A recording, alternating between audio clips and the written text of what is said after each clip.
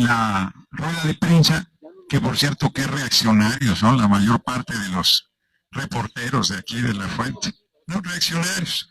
A mí me llama la atención que siendo trabajadores y trabajadoras piensen como si fueran Carlos Slim y que sus posiciones sean en contra del pueblo y en contra del movimiento. Regatearle al compañero presidente todo lo que ha hecho me parece inconcebible, pero bueno, así está la vida.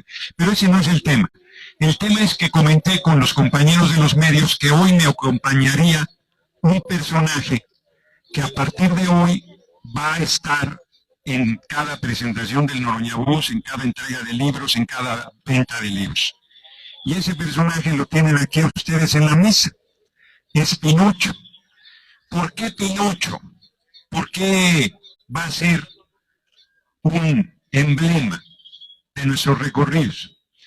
Había un hombre mexicano, michoacano, de Zitácuaro, llamado Miguel Carrillo Ayala, mecánico y carpintero. Y un día, saliendo de su casa, vio pasar un avión y dijo, yo voy a construir un avión y lo voy a volar. Y empezó a decirle a sus vecinos, a sus familiares, amigos, a conocidos, yo voy a construir un avión y lo voy a hacer volar. Y a todo mundo se lo repetía, y entonces la gente de Zitácuaro empezó a hartarse, empezó a decirle que era un mentiroso, empezó a decirle que eso no era posible, empezó a decirle, Pinocho, tú eres un mentiroso, eres Pinocho, porque tú ni vas a construir un avión y mucho menos lo vas a hacer volar. Se murió el padre de Miguel Carrillo Ayala y le dejó en herencia una casa. Y Carrillo Ayala la vendió y con eso compró una camioneta Ford T4, le quitó el motor y construyó el cuerpo del avión. Y en ese salía a Zitácuaro a dar vueltas y como era largo, le decían, pinche Pinocho, ya andas en tu ataúd. Y se burlaban de él. Decían que además que no estaba completo. Construyó el avión completo, pero no tenía una plataforma para llevarlo a Morelia para que lo probara. Y en una visita que hizo el entonces presidente general Lázaro Cárdenas del Río, le dijo, general, ¿podría ayudarme con el desplazamiento de mi avión a Morelia? Y el general puso a su disposición una plataforma de ferrocarril para llevar el avión a Morelia. Y ahí un piloto que le decían el gato, echó a andar, voló el avión, lo aterrizó y le dijo, no te subas en esa chingadera porque te vas a matar. Pero Carrillo Ayala, como no tenía otra vez para regresar el avión, le pidió que le enseñara los rudimentos de cómo funcionaba el avión y lo enseñó. Y entonces Carrillo Ayala se regresó volando su avión a Zitácuaro y como no llevaba mapas ni nada, se fue siguiendo la vía del tren. Tuvo que hacer una escala, luego lo volvió a despegar y cuando llegó a Zitácuaro, la gente que se había burlado de él, la gente que lo había tirado de a loco, que le decía Pinocho, pues salió todo el pueblo a recibirlo como un héroe. Y entonces él les decía que se quitaran porque iba a aterrizar y la gente pensaba que los estaba saludando, los saludaba, cabrón. Y entonces aterrizó de emergencia, héroe, el Carrillo Ayala, y luego voló de Zitácuaro a la Ciudad de México, lo recibió el general Lázaro Cárdenas, lo recomendó en la escuela, lo impulsó, porque suena mal, recomendó, lo impulsó, para que entrara a la escuela de pilotos aviadores del ejército, y ahí hizo su carrera, y ahí murió. De hecho, acaba de ser aniversario luctuoso de Carrillo Ayala. El avión que construyó existe. Si ustedes se meten al internet, ahí está. Y está en el Museo de la Aviación del Aeropuerto Internacional Felipe Ángeles. En una visita que yo estuve ahí, había muchos aviones, hay gente que nunca se ha subido a un avión, y entonces pues se sube, van, entran a la cabina del piloto, van a los asientos, y el director del museo me dijo, ¿ves ahí ese Pinocho en el avión? Un avión, pues quizás de aquí a esta piedra, a esa estela. Es un avión chiquito. Y me contó la historia. Y luego la verifiqué y es una historia absolutamente verdadera. ¿Por qué me va a acompañar el Pinocho?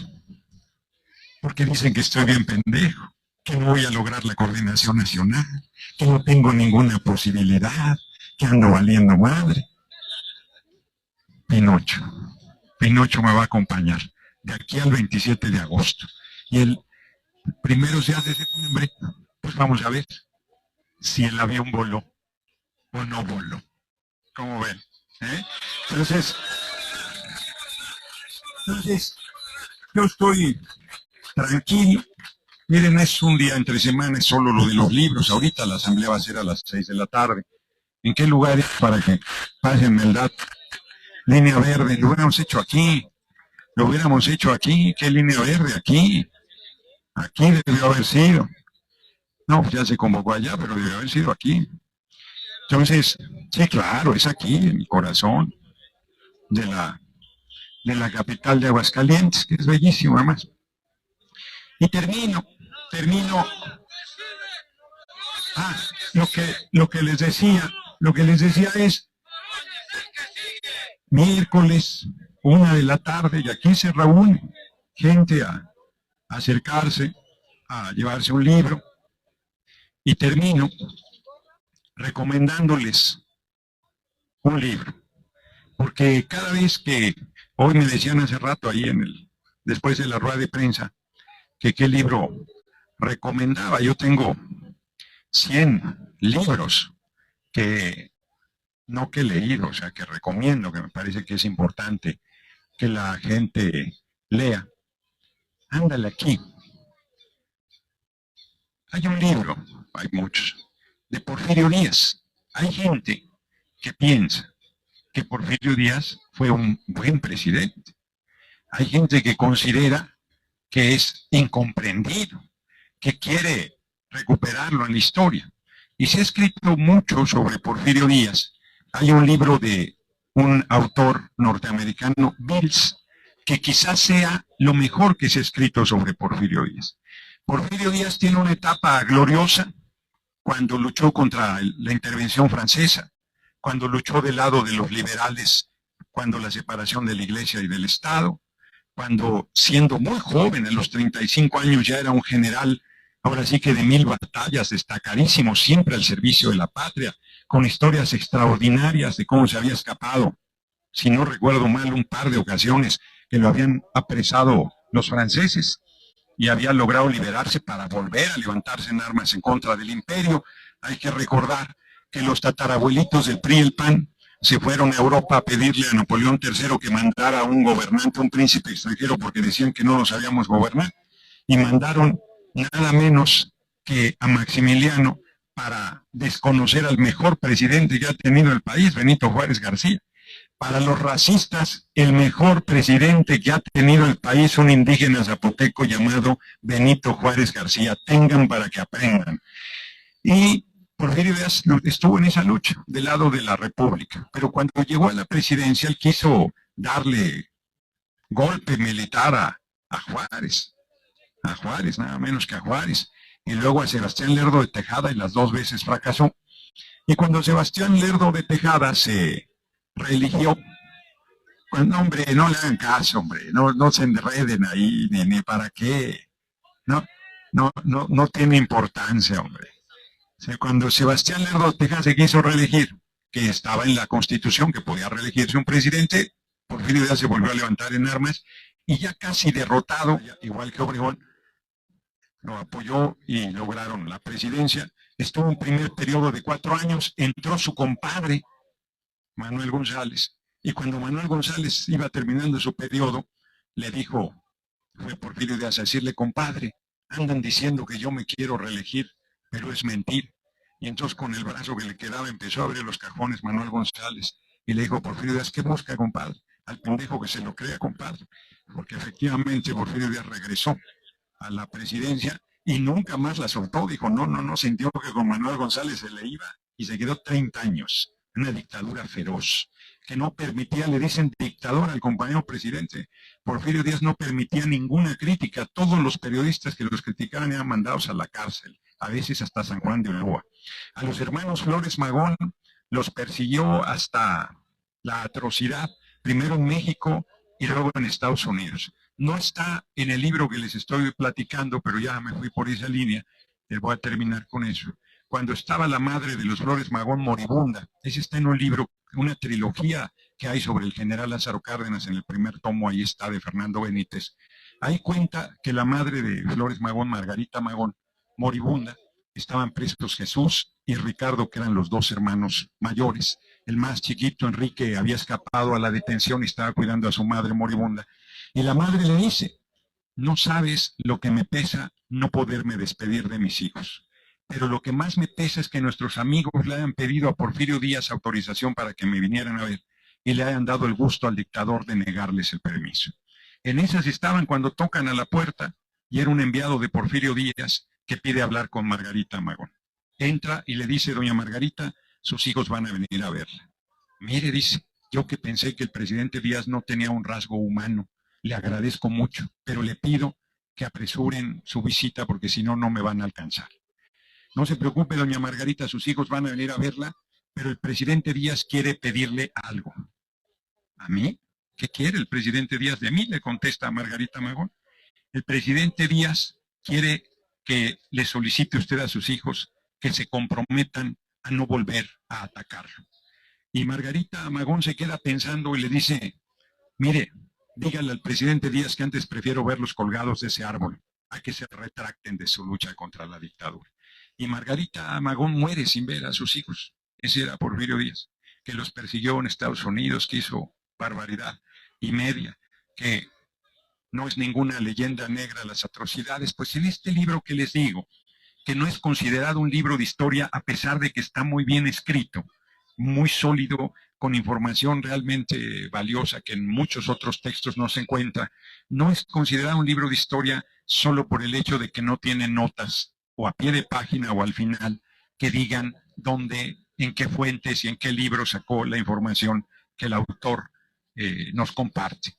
Y el autor no quiso hacer ese trabajo porque era otra época y decía que le iba a llevar otros 3, 4 años a hacer esa parte y lo que quería era dar a conocer el libro. Es un muy buen libro sobre Porfirio Díaz que se llama así, Porfirio Díaz de Vils, si mal no recuerdo, espero estarlo citando bien. Pues ese es el libro que les recomendaría. No es el único libro que hay sobre Porfirio Díaz, hay cualquier cantidad, pero mi compromiso es hablar de un libro en cada reunión que tengamos de esta naturaleza. Qué buena pregunta, está dificilísimo conseguirlo, porque ya no se reeditó, debimos reeditarlo en el Consejo Editorial de la Cámara. Yo presidí el Consejo Editorial de la Cámara y se me quedaron tantos libros que hubiera querido, ándale, no estaría mal, el problema es que es probable que tenga derechos de autor, es probable. Entonces, habría que entrar a internet a ver si por ahí lo tienen. Yo lo conseguí, no lo sé, en una librería de viejo o en algún caminar mío, por ahí lo conseguí y es de lo mejor que sea.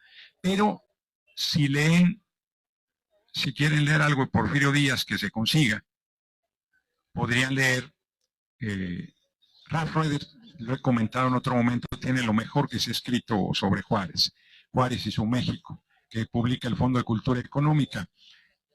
Ralph Roeder tiene 2 tomos sobre Porfirio Díaz que son muy buenos también, y eso sí se consiguen en el Fondo de Cultura Económica. En fin, pues eso es lo que yo les comentaría, les agradecería mucho. Miren, estamos aquí un puñadito y además el sonido que no se dejaba, pero ya se acercó más gente. Les agradezco muchísimo, de verdad, porque dentro de la actividad que hemos estado realizando, los recorridos por el país, yo decidí, con eso cierro, fusionar mis 2 profesiones, la de librero, porque en 2012 yo quise ser jefe de gobierno de la capital del país.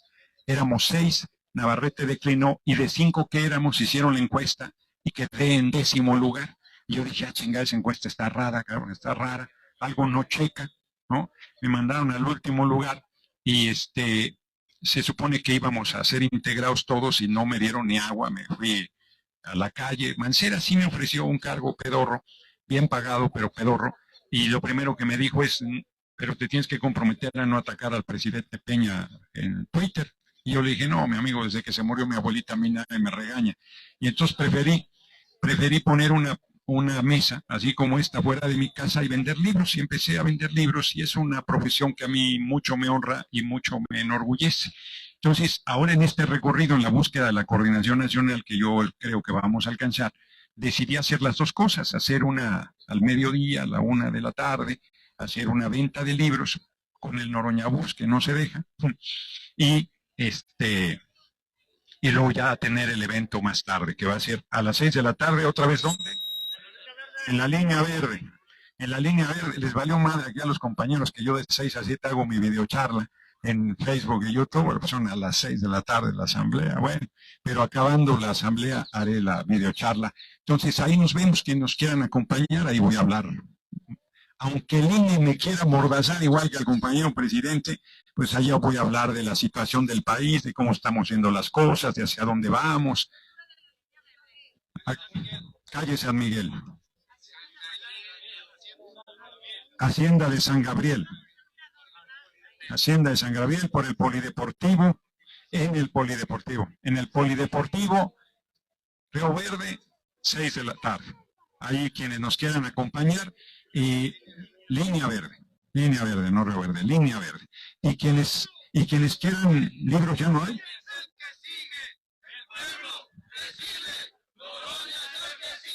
Pues les agradezco mucho y para quienes no vayan a ir en la tarde, por alguna razón, aquí está nuestra compañera regidora, ya se integró, muchas gracias, llegaron rayando el caballo, pedirles más bien que pongan en su puerta, en su ventana, una cartulina que diga Noroña es pueblo, así como aquel.